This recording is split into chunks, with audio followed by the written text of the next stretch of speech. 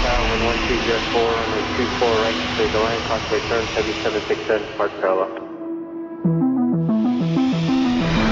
Runway 24 left at Echo 7, clear straight half.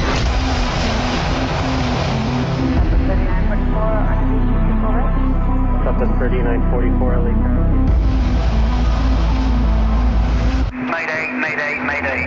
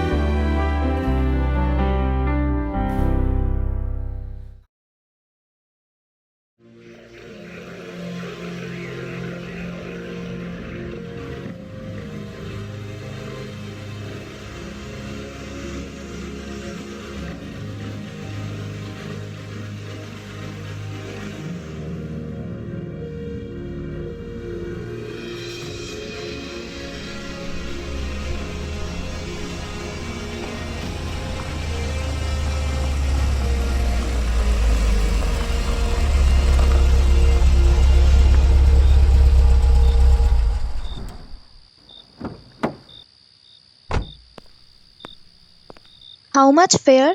40 rupees only. Here you go. By the way, what is your favorite movie? Ask how many times? 7 times in the hall. I know every line of Anand. Wow, my fan? This girl's name is Neerja, who is 23 years old. She has big, naughty eyes, her natural beauty accentuated by a bright, toothy smile. She turns to the driver. Fan? Who's a fan? I am Neerja.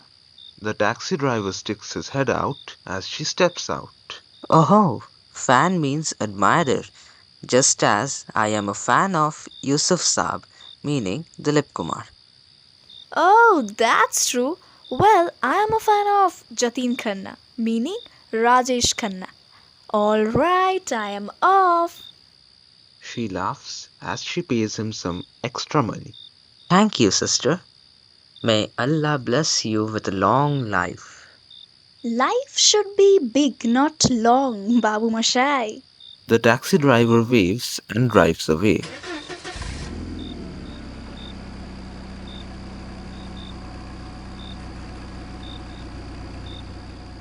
Neerja enters the complex. She walks towards the large garden area. A big banner reads, Annual Gala Night. Everyone is sitting looking bored. The stage is occupied by children dancing to a nursery rhyme. Some people are snacking on samosas and cake with paper plates in their hands, while some are having cold drinks. Neerja's mother, Rama, who is 45 years old and whose classic good looks are compromised by a constant frown, is helping the building watchman to balance 3 to 4 snacks and samosa-filled paper plates. She is giving him some instructions about sharing it with the others. Neerja spots her father, Harish, who is 48 years old. He is a serious-looking man with a gentle smile and is sitting with a few same-aged men. One of Harish's friends spots Neerja walking with a bag and purse. Here comes your 3D. Daddy's darling daughter. Oh, look at the two of you lovebirds. If I keep watching, I might end up having diabetes. Neerja's dog, Tipsy, runs up to her and starts jumping to draw her attention. How was the shoot? You look so tired. Go home and rest, dear. Good that you are back, Lado. Everyone's been asking about you. Where is Neerja? When will Neerja come? I'm tired of answering them. She has been working, and you are the one who is tired? Neerja laughs as she takes some wafers from her dad's plate and munches on them. Why are you eating wafers? Are you hungry? Did you eat the parathas and the fruits? I packed everything in the tiffin container. Yes, Mom, yes. Yeah, I ate everything. Neerja and her father share a knowing look, and she quickly makes an excuse. Ugh, everything is so dull here. Let's get the party started with Mr. Uncle. Neerja opens her bag and removes the Walkman from inside and moves away as Rama places Tipsy down. She removes the casserole in Neerja's bag and removes the parathas that Neerja hadn't eaten and feeds it to Tipsy. Neerja is at the place where the Sharma Sound System's DJ is playing some nursery rhyme as the kids are continuing to just stroll around. They are occupying the stage or the dance area, and hence Neerja shuts the tape and taking the mic. Kids, very good. Now go. Neerja then removes the cassette from the Walkman. It reads "My favorite Rajesh Khanna songs" and puts it in one of the slots in the dual tape recorder connected to the speaker. She plays a song, then immediately stops and rewinds it, and plays it again, and Bye Bye Miss Goodnight starts playing. She pulls the first set of old people sitting in the front row along with herself to dance. Come on, everyone. Neerja continues to get everyone on their feet and is not taking a no from even a few people who are hesitant to get into the act. Her mother and father laugh and are telling their friends that there is no point in resisting. Neerja, facing the people standing, is coaxing them to follow her lead and shows them Rajesh Khanna's steps.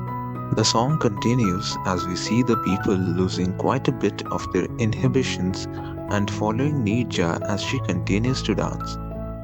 She tells her dad to hold her from behind and signals her mother to do the same. The people get the lead and a train chain is formed. People laugh, smile, and enjoy. Neerja's smile and exuberance both were seemingly infectious. Amidst all this, she spots her oldest brother, Akhil Bhanot, mixing some alcohol from a miniature bottle into a glass. She catches him in his act, sneaking a cigarette. Akhil Bhanot, who is 26 years old and is handsome and shy, is scared of his youngest sister as she has a stern look on her face. Neerja shakes her head as we see a flash, and she turns in that direction only to see that it is Anish taking their picture.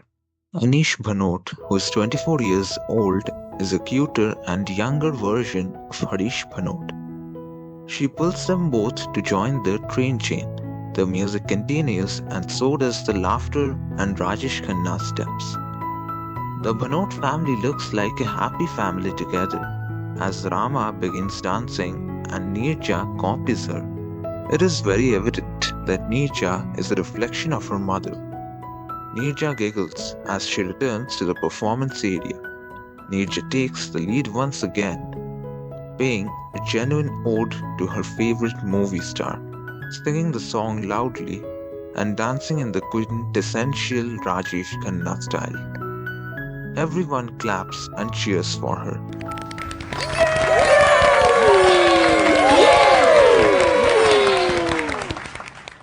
In the next scenario, a car comes to a halt near a market road.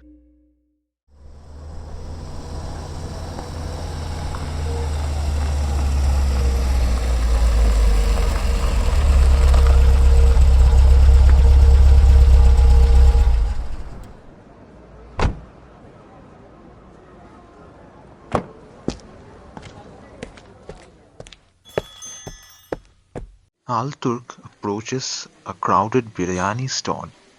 The man serving some customers immediately spots Al-Turk and calls out to an assistant to assist the customers. Al-Turk takes a corner table in the dingy shop as the man comes to take the order. Al-Turk looks up at the man and orders, almost cryptically. 4 plates of special biryani. The man walks away from the counter as Al-Turk continues to sit on the chair staring at the busy stall in front of him. The man breaks his gaze as he places a polythene bag on the table and another bag near Al-Turk's feet. Al-Turk, without checking the contents, picks both those bags and places a thick bundle of notes on the table and walks out. The man quickly picks up the bundle of notes and puts them in the pocket of his kurta. Coming back to Neerja's voice, the television is switched on. Harish, Rama, Akhil, and Anish are laughing as Neerja manages a glass of water for herself and at the same time imitates her mother's dance. Rama is removing her jewelry and placing it on the table in front of her. Isn't it, brother? Wasn't mother dancing in this way only? You monkey, sleep for some time. Don't you get tired? Neerja's mother agrees to this proposal, but before leaving, Neerja causes a small argument over the magazine that Anish was reading. However, just as she is leaving, an advertisement featuring Neerja begins to play on the television. Akhil calls out to her and she stops to watch the ad. Harish teases Neerja, to which Neerja responds by scowling at her elder brother and enters the bedroom. Rama expresses her disgust to this, and the two brothers burst into laughter. Oh, yes. I need to sleep for some time. Mother, please wake me up after a few minutes. Neerja's mother agrees to this proposal, but before leaving, Neerja causes a small argument over the magazine that Anish was reading. However, just as she is leaving, an advertisement featuring Neerja begins to play on the television. Akhil calls out to her and she stops to watch the ad. Harish teases Neerja, to which Neerja responds by scowling at her elder brother and enters the bedroom.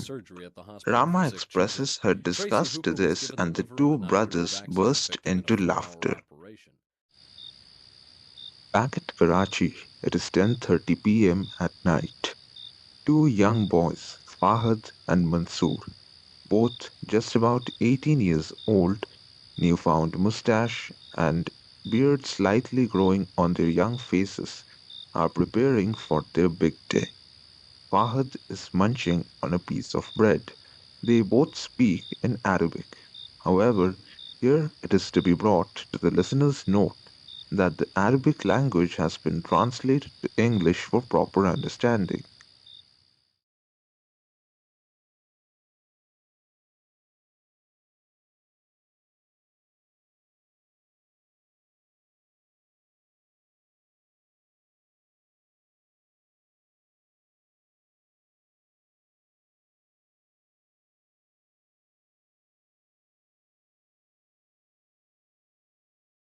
Brother, I am hungry.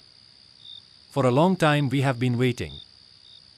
Safirini, the 25-year-old man, looking out through the window, doesn't pay heed to them, but another man, Khalil, who is big built, has a bearded face and rubbed out eyes, looks at the two boys with disdain. Both the boys are almost scared of his glare. Food will arrive. Safirini spots the headlights of a car and turns back to the trio. His very withered face looks older than the age of 25. His demeanor and body language clearly suggests that he is the mentor or leader of the trio sitting there. He turns away from the window. Alturk arrives in an auto rickshaw. He gets off with two bags in his hand, enters a shop where a few men are stomping on big pieces of dough. They don't pay any attention to Al Turk, as if he is a regular there. He continues walking inside into a small passage that leads to a makeshift door. He knocks thrice. Fahad and Mansoor look expectantly as Khalil opens the door, and in enters Al Turk with the bags. Fahad and Mansoor get up from the corner they are sitting in and go to the table where the bags are kept. The young boys get the biryanis out, while on the same table Khalil and Safirini take out the contents of the other bag guns, rifle barrels, C4 bars, and bullets. The normalcy of the food and guns being removed side by side is quite scary.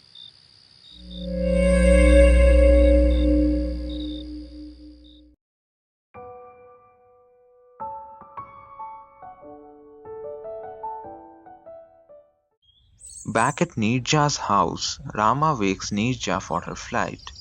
Neerja puts on her makeup while on the other hand Fahad and Mansoor wash their faces. Neerja wears her Pan Am uniform with the badge. On the other hand, Khalil, Fahad and Mansoor are wearing some Pakistan airport security uniform as Al Turk and Safirini watch them. Back in Mumbai, Neerja checks her bag and shuts the suitcase.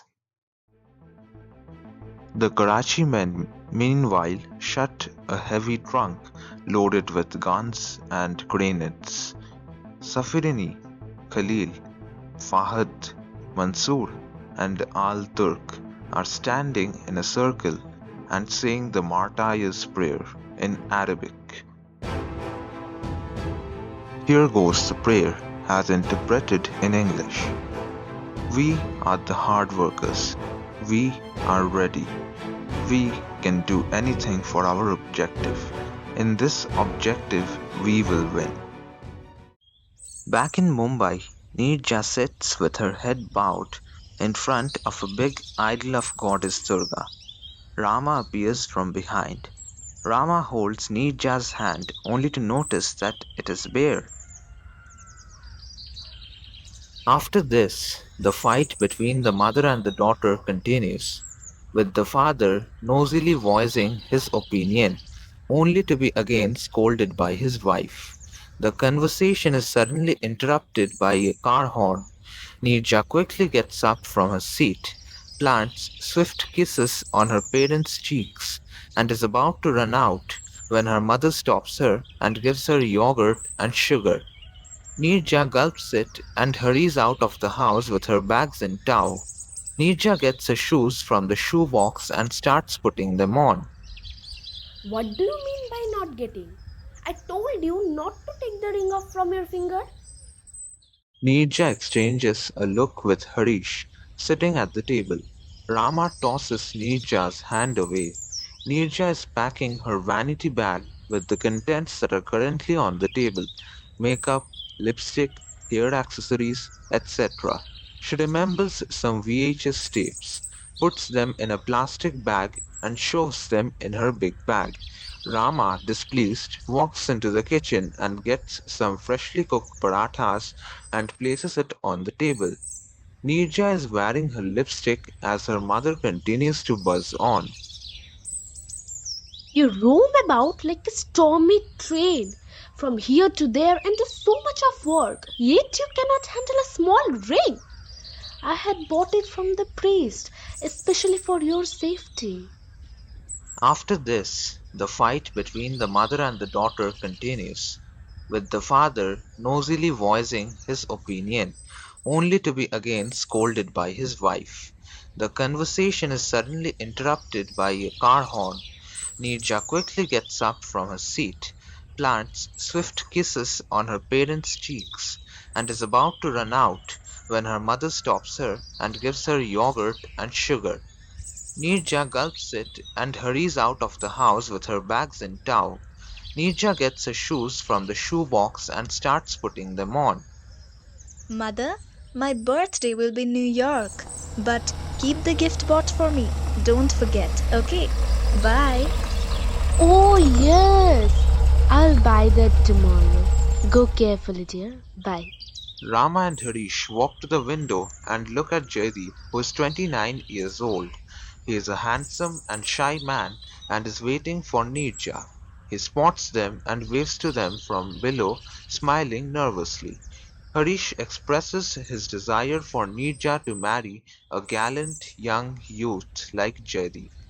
He was just going to mention Naresh, then he stopped. Rama looks at her husband's guilt-ridden face and lovingly smiles at him.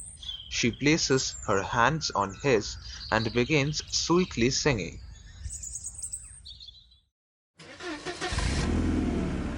Safirini walks up to Al-Turk. Safirini and Al-Turk are in a serious conversation as Safirini is fidgeting with something under his kurta. Safirini expresses his doubt about Mansoor and Fahad's training and skills. He takes the last sip from his cup, trying to hide the concern on his face. Al-Turk responds in affirmative, saying that they were quite firm in their fields of work. Safirini keeps the cup on the table. Khalil is watching the boys place the trunk in the back of a van. At length, all of them get into the car with Khalil in the driver's seat. Khalil shuts the door.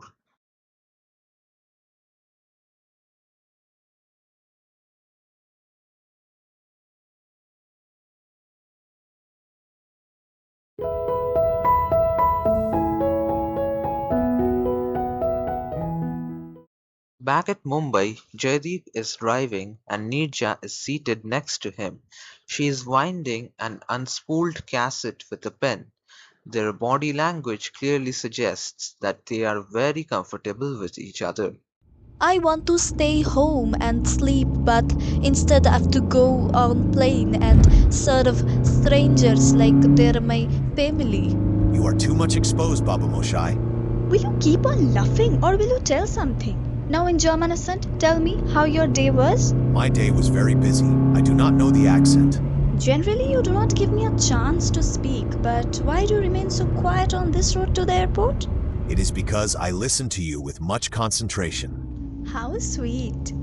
I want to fully and finally understand which part of your voice I find the most annoying. Tone, volume, or accent. Oh, is this true? My voice is so annoying that it needs to be analyzed. Yes. Neerja starts sulking at this comment. But it's very strange. When you are not here, I keep on remembering your voice the most. Yes, my annoying voice. Oh no. I hear your voice from my heart, not through my ears, Baba Moshai. I miss you and always want to be with your annoying voice. Oh, quickly, ahead to the left. But airport? Please, just 2 minutes.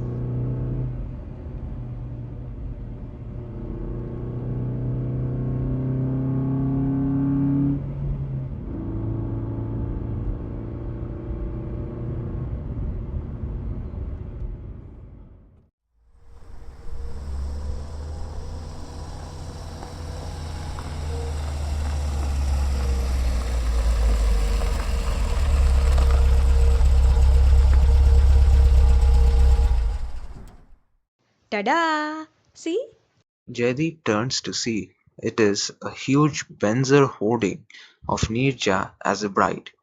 Jaideep, briefly taken away by how beautiful she looks, breaks the moment. Baba Moshai, this is your birthday present. Meanwhile, it was morning in Pakistan, as the guardians of the airport gates stood guarding the airport on the golden horizon. However, things took a turn for the worst, as this day was soon going to open doors to hell and be a major chronicle of history, something that no one had ever predicted.